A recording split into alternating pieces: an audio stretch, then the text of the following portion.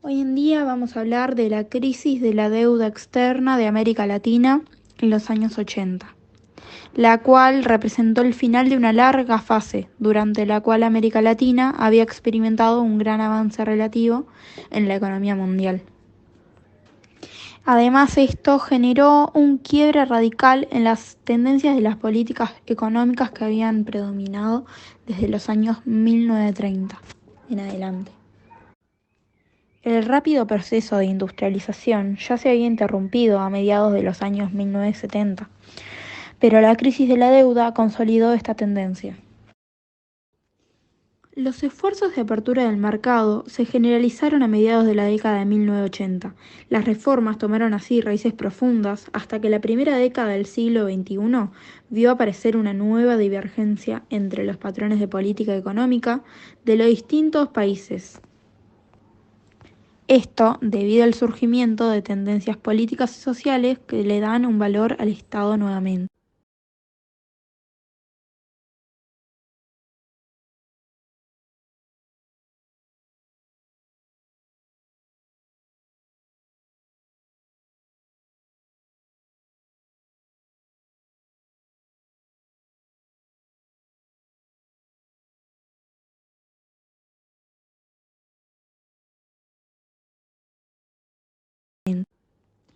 Durante la década del 80, una serie de cambios globales marcan el fin de una era.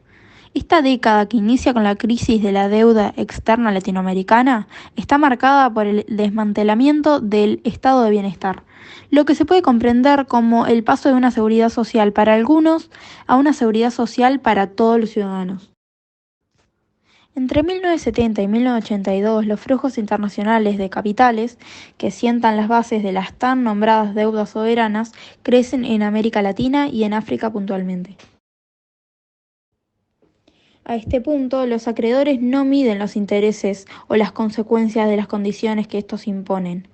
Tasas de intereses más altas que la media y plazos reducidos.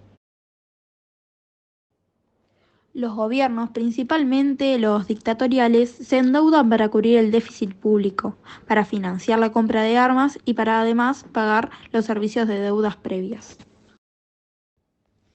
Si los años 70 son un periodo de crecimiento para las economías periféricas, debido al gran aumento de los precios en los bienes primarios y a las afluencias de los capitales, los años 80 son en base a esto un momento de crisis y derrumbe, tan conocido como la década perdida.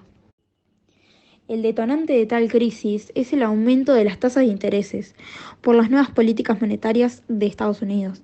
El objetivo es volver atractivos los bonos del Tesoro de Estados Unidos, atraer los capitales y reducir la oferta de dinero circulante.